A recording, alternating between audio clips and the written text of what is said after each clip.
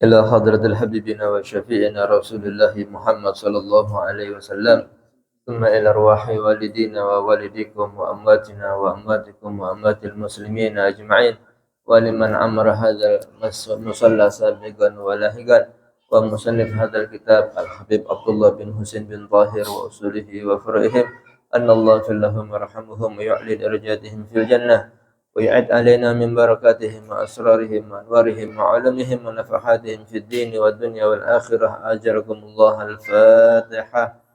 أعوذ بالله من الشيطان الرجيم. بسم الله الرحمن الرحيم.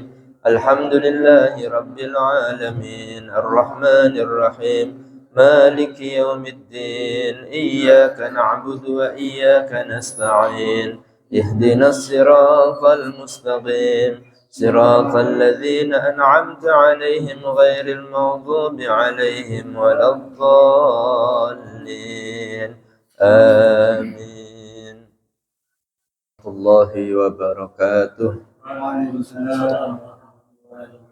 Bismillah walhamdulillah wassalatu wassalamu ala rasulillah Sayyidina wa maulana Muhammad ibni Abdillah wa ala alihi wa sahbihi wa man walah. La hawla wa la quwata illa billah. Nawaina ta'lim wa ta'allum wal ifadah wal istifadah wal nafa' wal intifa' wal hatha ala tamassuk bi kitabillahi wa sunnati rasulihi wa du'a ilal huda wa dilalah ilal khair ibtigha maradatillahi wa qurbih minallah. Amin ya rabbal alamin. Melanjutkan kajian kitab Sulamut Taufiq karya Al-Habib Abdullah bin Husain bin Tahir. Malam hari ini menjelaskan tentang mengkafani jenazah, mensolati jenazah, dan juga menguburkan jenazah. Bismillahirrahmanirrahim. Qala al-musannifu rahimahullahu ta'ala wa nafa'na bihi wa bi'ulumihi fid dharaini amin. Wa agalul kafani satirun jami'al badan. Dan paling sedikitnya cara mengkafani mayat adalah dengan sesuatu yang bisa menutupi seluruh badannya mayat. Wa thalathu lafaif liman taraka tirkatan zaidatan ala dainihi wa lam yusi bitarkiha. Dan dengan 3 lapis kain kafan bagi orang yang meninggal dunia meninggalkan peninggalan yang melebihi atas hutangnya dan dia tidak berwasiat harta dengan harta peninggalan tadi. Yang pertama, setelah kemarin menjelaskan tentang prosesi pemandian jenazah adalah mengkafani. Mengkafani ini ada yang disebut dengan hakullah, haknya Allah, yaitu ini harus ada. Kalau tidak ada, tidak ditutupi, ini menjadi dosa seluruhnya, yaitu sesuatu yang bisa menutupi aurat. Kalau laki-laki ya kain antara pusar dan lutut, kalau perempuan seluruh badannya. Misalnya kalau tidak ada kain kafan bisa menggunakan kantong mayat ataupun peti kalau misalnya tidak didapatkan. Nah, ini hukumnya wajib. Tidak boleh mayat itu dibiarkan terbuka auratnya. Ini hukumnya haram karena terlihat auratnya ini dosa. Sempurnanya bagi laki-laki itu adalah dengan 3 lapis kain kafan. Kalau perempuan 3 lapis kain kafan ditambah dengan gamis yang menutupi dari leher sampai ke bawah, kemudian izar, sarung yang menutupi antara pusar dan lutut, dan juga khimar, kerudung untuk menutupi rambut kepala sampai dada, dan ditambah dengan 2 lapis kain kafan. Nah, dalam kita mengkafani mayat itu ada beberapa hal yang dilakukan. Yang pertama, setelah pemandian itu bagian-bagian badan mayat ini ditutup dengan kapas, yaitu yang pertama anggota sujud, yang kedua adalah lubang-lubang tubuh. Nah, ditutup dengan kain kapas, lubang hidung, lubang telinga, lubang mulut, kemudian juga dua kemaluan. Nah, untuk dua kemaluan ini, kemaluan depan, kemaluan belakang, dibuatkan kapas yang agak melebar, atau kalau zaman sekarang dengan ya pampers atau pembalut dewasa. Ini sebelum dimasukkan itu ditaburi dengan kapur barus dan minyak wangi. Kemudian dipasangkan seperti memasang popok. Kemudian diikat dengan benang supaya tidak lepas, diikat dengan benang. Setelah dua jalan dan juga lubang-lubang tubuh ini ditutup kapas, kemudian anggota sujud yang pertama dibuatkan kapas yang lebar untuk menutup seluruh wajahnya. Kemudian juga diletakkan kapas ada di bawah telapak tangan kanan dan kiri. Ini diikat dengan benang supaya tidak lepas.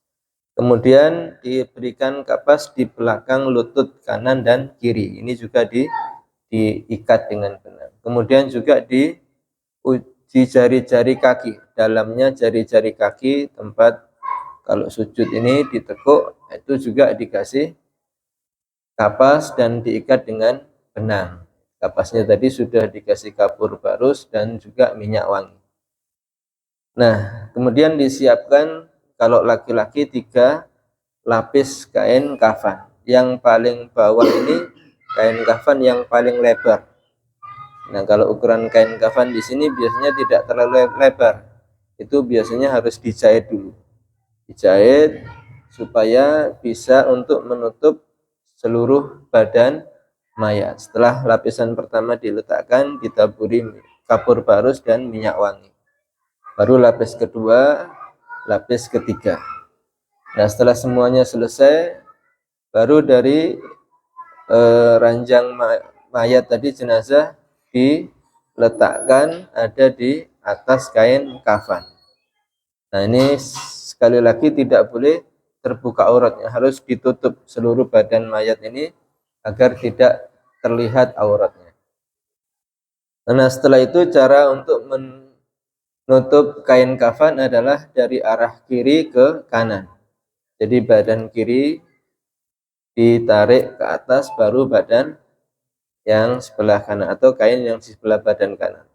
Baru yang kedua dan yang paling bawah. Nah, setelah itu dibuatkan 5 ikatan. Yang pertama, ikatan ada di atas kepala. Yang kedua ada di pundak. Yang ketiga ada di pantat. Yang keempat ada di lutut. Yang kelima ada di bawah kaki. Itu diikat supaya ketika diusung ataupun ketika dibawa untuk disolati tidak lepas kain kafannya sehingga terbuka auratnya. Nah, ini dalam mengkafani jenazah. Kalau perempuan juga sama, setelah dipasang sarung ataupun menutupi antara pusat dan lutut, kemudian dipakaikan gamis, baju kurung yang menutup antara dari leher ke bawah, baru diberikan kerudung, baru diikat dengan ditutup dengan 2 lapis kain kafan. Dan ini daripada pengkafanan jenazah. Setelah itu, wa aqallus salati alaihi an yanwiya fi'las salati alaihi wal fardu wa yu'ayyin. Paling sedikitnya salat jenazah yang di sini disebutkan adalah yang pertama niat melakukan salat. Usolli ala hadzal mayyit. Kalau kita salat jenazah, kita mengucapkan saya niat salat untuk mayat ini. Sholli ala hadzal mayyit, ini yang wajib saja. Kalau tidak menyebutkan arba'at takbirat mustaqbilal kiblat, ini tidak masalah, itu hukumnya sunnah. Kalau sebagai imam ya mengucapkan imaman. Kalau sebagai makmum ya mengucapkan makmuman lillahi ta'ala. Mengucapkan fardhon, ya sholli ala hadzal mayyit fardhon makmuman lillahi ta'ala. Kemudian kalau mentakyin, misalnya kita tahu mayat ini adalah seseorang laki-laki namanya Abdullah misalnya. Boleh mengucapkan nama usolli ala Abdullah, fardhu kifayah makmuman lillahi ta'ala. Nah, kalau menentukan nama itu tidak boleh salah. Kalau ditentukan namanya ternyata salah namanya yang meninggal dunia ini, maka tidak sah. Maka kita membaca niat yang secara umum saja. Usolli ala hadzal mayyit. Kalau lengkapnya arba'at takbirat mustaqbilal kiblati adaan makmuman fardhan atau fardhu kifayatin makmuman lillahi ta'ala. Kemudian mengucapkan wa yaqul Allahu akbar. Setelah niat baru takbiratul ihram. Wa huwa qaimun, dan dia dalam keadaan berdiri in qadara, jika dia mampu berdiri. Kalau tidak mampu berdiri, salat jenazah dengan duduk diperbolehkan. Tsumma yaqra'ul Fatihah. Setelah takbir pertama itu langsung membaca surat Al-Fatihah. Tidak disunahkan mengucapkan doa iftitah, tapi disunahkan mengucapkan ta'awud, a'udzubillahi minasyaitonirrajim, bismillahirrahmanirrahim, sampai akhir surat Al-Fatihah. Tsumma yaqulu Allahu akbar. Kemudian setelah surat Al-Fatihah, takbir yang kedua mengucapkan Allahu akbar. Tsumma yaqul Allahumma shalli ala Muhammad. Kemudian mengucapkan sholawat atas Nabi Muhammad setelah takbir kedua. Ini hukumnya harus di setelah takbir kedua. Minimal sholawat atas Nabi itu Allahumma shalli ala Muhammad. Ya. Kalau ingin lengkap seperti tasyahud akhir, yaitu membaca sholawat Ibrahimiyah. Tsumma yaqulu Allahu akbar. Setelah sholawat takbir yang ketiga mengucapkan Allahu akbar. Allahumma ghfir lahu warhamhu. Kemudian setelah takbir ketiga ini mendoakan kepada mayat yang disolati tadi. Allahumma ghfir lahu warhamhu. Minimalnya itu. Allahumma ghfir lahu, ya Allah ampuni mayat ini, waghfir lahu, dan rahmati mayat ini. Lengkapnya Allahumma ghfir lahu warhamhu wa'afihi wa'fu anhu. Kalau perempuan Allahumma ghfir laha warhamha wa'afiha wa'fu anha. Doa-doa yang diajarkan sebenarnya panjang kalau melihat riwayat yang ada di kitab-kitab para ulama ini. Riwayatnya ada beberapa doa untuk mayat yang panjang, seperti Allahumma ghfir li hayyina wa mayyitina wa syahidina wa ghaibina wa saghirina wa kabirina wa zakarina wa unsana. Ada yang menambahkan juga Allahumma ghsilhu bil ma'i was salji wal barad wa naqihi minal khotoya kama yunaqi thawbul abyad minad danas wa abdilhu daran min darih. Nah, itu panjang kalau kita mau baca.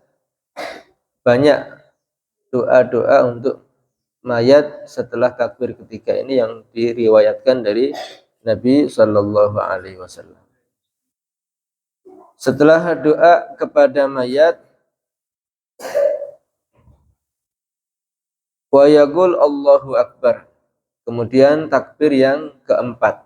Nah, di takbir yang keempat ini tidak ada kewajiban apapun sebenarnya. Makanya kalau dalam kitab Sulam Taufik ini langsung setelah takbir keempat langsung salam tanpa ada doa khusus.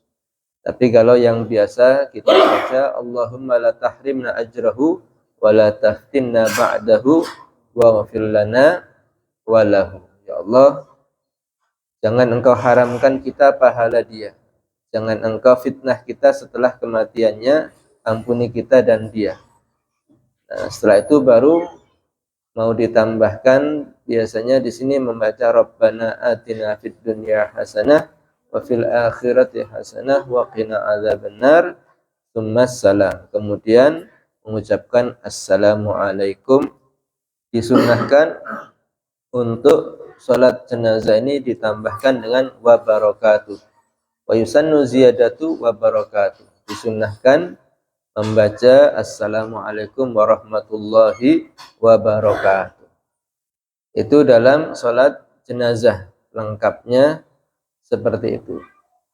Nah, salat jenazah ini pahalanya besar, yaitu mendapatkan seperti sedekah 1 gunung Uhud emas.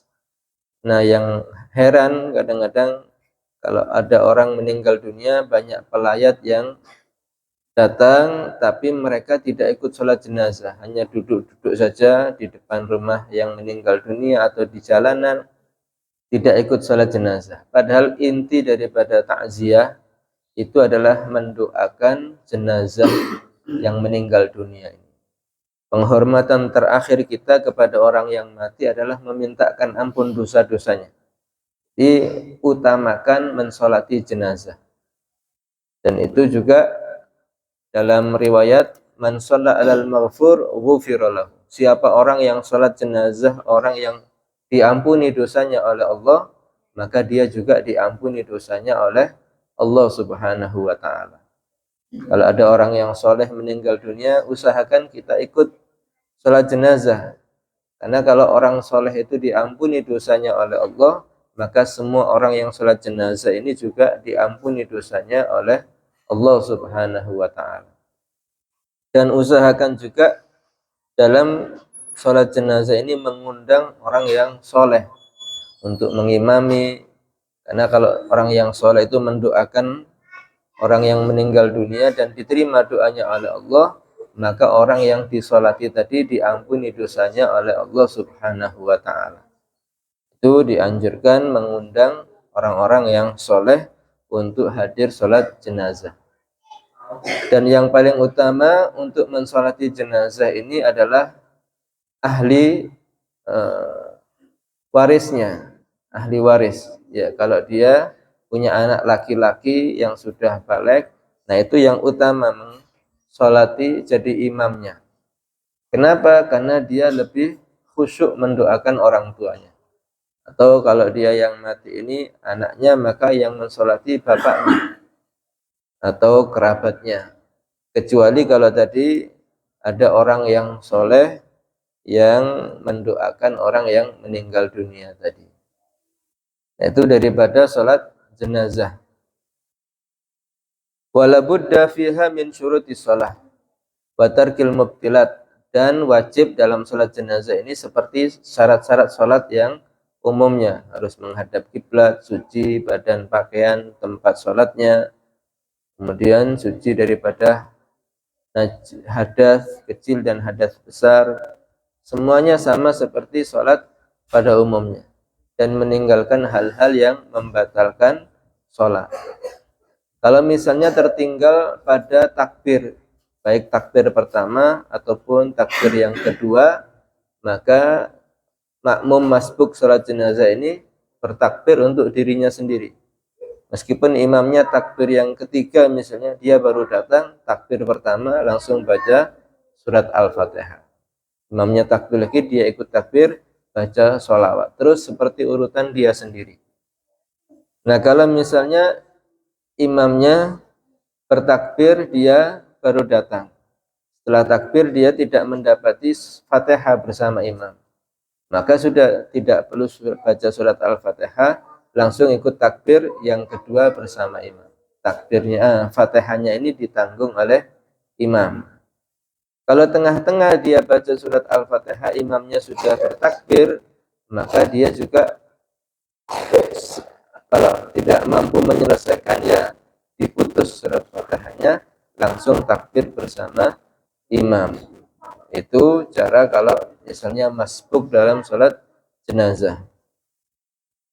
Sekarang wa aqallud dafan hafratun taktumu raihatahu wa tahrusuhu minas siba.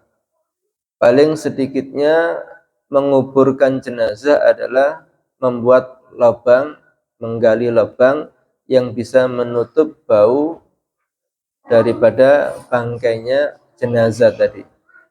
Dan juga bisa melindungi mayat tadi daripada digali oleh binatang buas untuk dimakan. Ya minimal seperti itu. Supaya tidak bisa keluar baunya dan tidak bisa digali oleh hewan-hewan buas. Sempurnanya adalah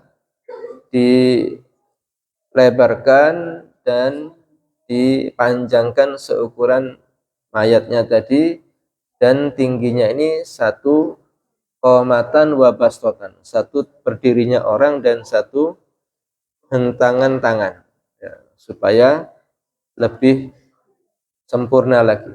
Cuman kalau daerah yang ketika digali ini banyak sumber air, tidak terlalu dalam, sesuai dengan keadaan tanahnya. Kemudian dibuatkan lahat ada di sebelah barat. Ya.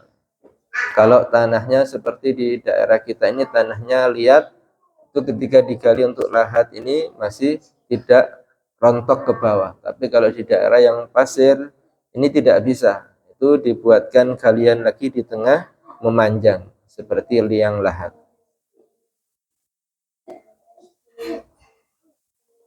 Wa yusannu an yu'ammika qadra qamatin wa bastatin. Disunnahkan untuk mendalamkan seukuran 1 berdiri dan 1 bentangan tangan. Wa yuwassa'u, dan juga dilebarkan. Wa yajibu tawjihu ilal qiblah, dan wajib menghadapkan mayat ini ke arah kiblat. Nah, di sini tidak disebutkan ketika membawa jenazah.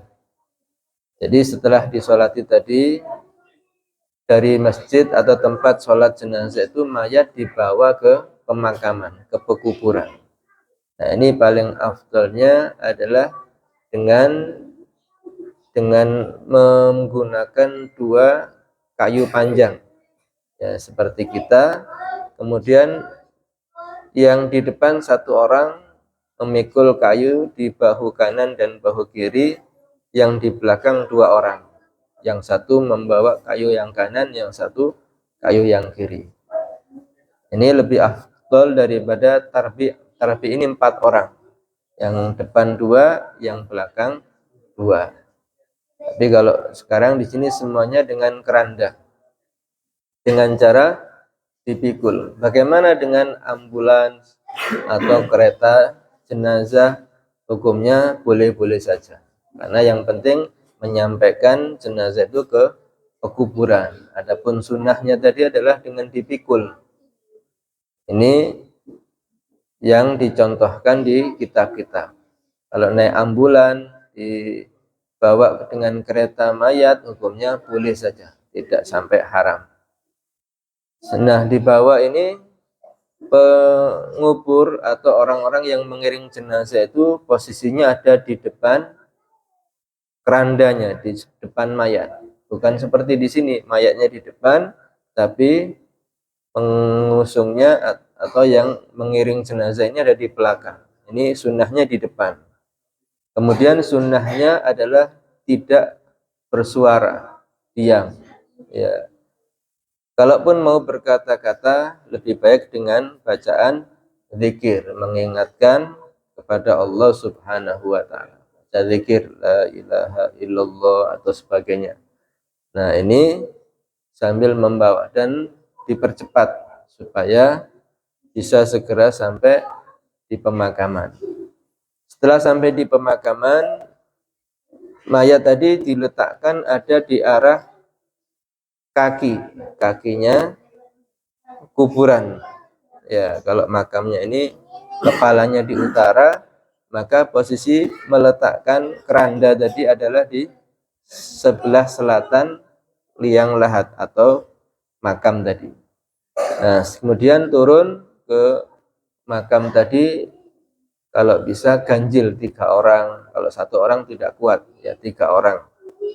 Dan kalau yang meninggal laki-laki, yang masuk juga laki-laki. Kalau yang meninggal perempuan, yang masuk itu diutamakan adalah mahramnya. Kalau suaminya masuk, hukumnya boleh, tapi tidak boleh ya menyentuh kulit jenazah, kulit mayatnya. Boleh karena laki-laki suaminya ini mahram dengan istrinya tadi. Nah, setelah masuk, mayat tadi diturunkan adalah kepalanya dulu, kemudian ditangkap dan dimasukkan ke arah lahat, disandarkan punggungnya dengan dikasih labina. Labina ini dalam bahasa Arab adalah batu bata. Kalau di sini dibuatkan bola-bola tanah itu untuk menyangga punggungnya supaya tidak ya telungkup atau telentang, karena mayat ini wajib menghadap kiblat. Yang wajib itu adalah dadanya, bukan wajahnya. Seperti kita sholat, yang wajib menghadap kiblat itu dadanya.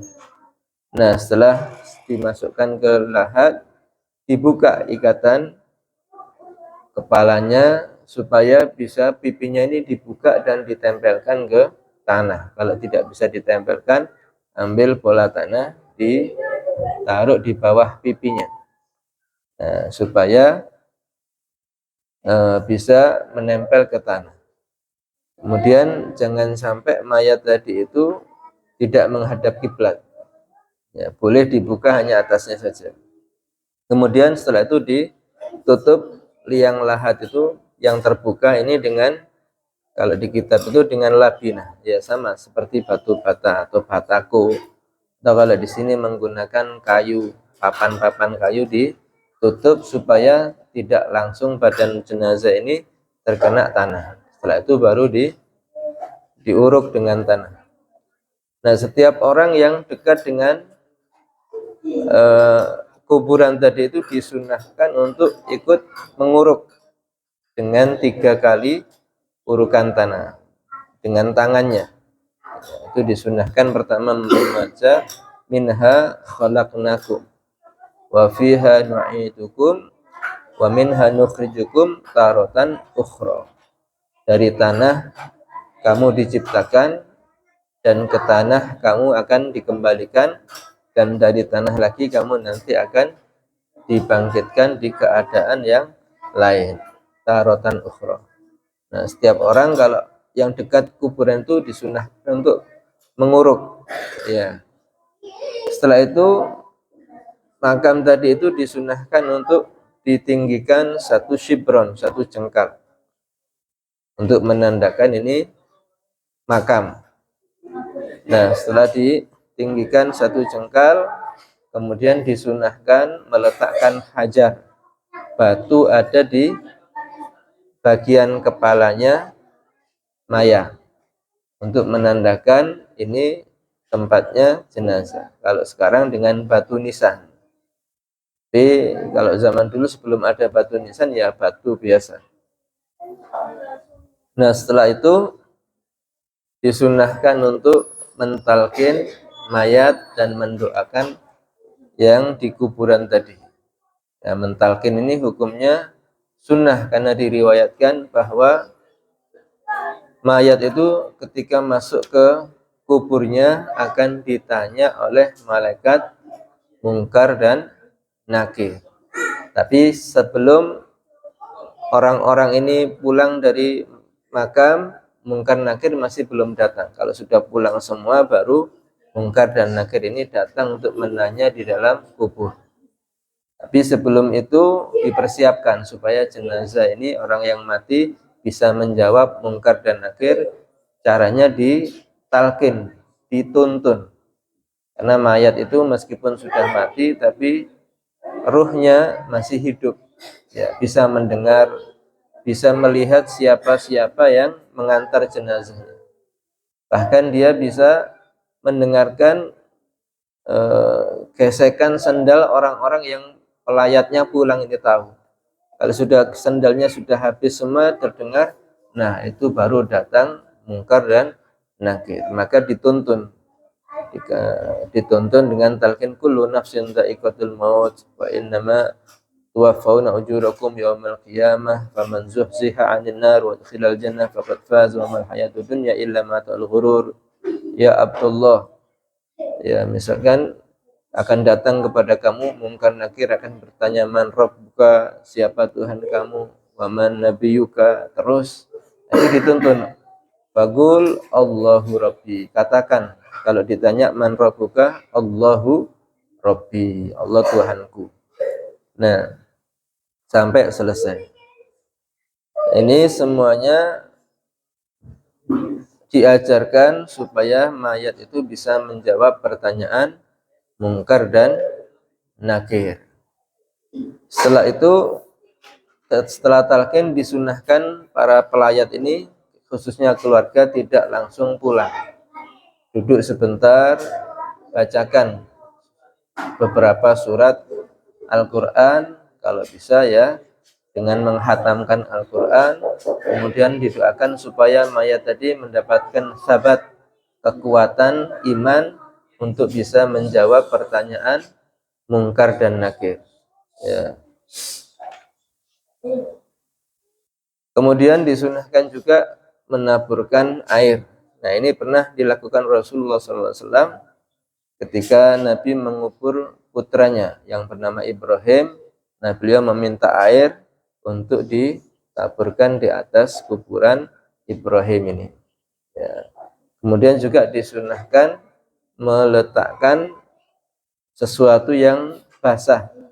Seperti kalau Nabi itu meletakkan pelepah kurma. Kalau kita di sini diganti dengan bunga-bunga yang masih basah. Itu diriwayatkan Nabi pernah melewati 2 kuburan. Dan kata Nabi kepada para sahabatnya, 2 kuburan ini sekarang penghuninya disiksa oleh Allah Subhanahu wa taala.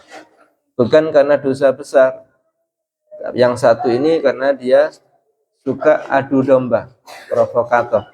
Suka membuat kekacauan dengan memindah omongan seseorang kepada yang lain supaya terjadi pertengkaran. Nah, sebab itu di alam kubur dia disiksa. Yang satu lagi ini kalau setelah buang air kecil tidak tuntas dan tidak benar di dalam istinjaknya, sehingga itu di kuburannya dia disiksa oleh Allah. Maka Nabi mengambil 1 pelepah, dibagi 2 kurma, kemudian diletakkan di atas kedua makam tadi, kuburan. Nabi mengatakan semoga ketika ini masih basah, Allah akan mengampuni dosa-dosa orang yang di kuburan dan diringankan siksanya. Nah, ini semuanya mengikuti apa yang dilakukan oleh Nabi Muhammad sallallahu alaihi wa alihi wasallam. Nah, itu daripada prosesi mulai dari mengkafani, mensolati dan menguburkan jenazah yang diajarkan di dalam Islam dan juga disunahkan untuk takziah. Takziah ini menghibur orang yang kesusahan karena ditinggal mati keluarganya. Takziah ini adalah anjuran Nabi SAW. Rasulullah menyatakan, "Ma min muslimin yu'azzi akhahu bi musibatin illa kasahullah min khulalil karamati yaumil qiyamah." Tidak ada orang Islam yang mentakziah, menghibur saudaranya karena satu musibah, kecuali Allah akan memberikan dia pakaian kehormatan ada di hari kiamat. Nah, takziah ini dianjurkan tentang tahlil 7 hari. Itu juga ada riwayat dari para sahabat. Diceritakan Imam Suyuti, beliau menceritakan bahwa sejak zaman beliau, Imam Suyuti itu sudah biasa di Makkah Madinah ini membuat acara untuk mayat ini, mendoakan mayat selama 7 hari. Karena itu juga sampai ke para sahabat Nabi SAW. Karena dari riwayat mayat itu difitnah dalam kuburnya selama 7 hari. Jadi selama 7 hari itu orang yang baru mati di alam kuburnya ini mendapatkan banyak fitnah. Fitnah ini artinya cobaan dan sebagainya. Nah, ini dianjurkan untuk membuat sedekah berupa makanan untuk pahalanya disampaikan kepada orang yang meninggal dunia supaya Allah meringankan daripada fitnah dan menghindarkan daripada azab kubur. Banyak keterangan mengenai hal-hal tentang prosesi jenazah ini. Mungkin sebelum kita tutup ada yang ditanyakan.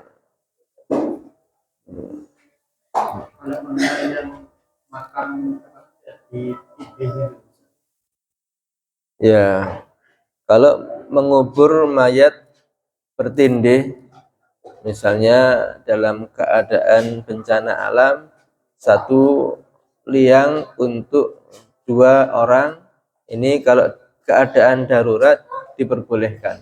Ya, tapi harus sama laki-laki dengan laki-laki. Tapi kalau tidak ada keadaan darurat, nah kalau misalnya karena posisi lokasi makamnya sudah penuh, tidak bisa menggali di tempat lain, maka menggali di bekas makam orang yang lebih dulu. Ini diperbolehkan asalkan mayat yang di dalam kubur tadi sudah hancur, sudah menjadi tanah, itu boleh. Tapi kalau masih jenazahnya ada, ini tidak boleh, karena itu mengganggu kepada mayat.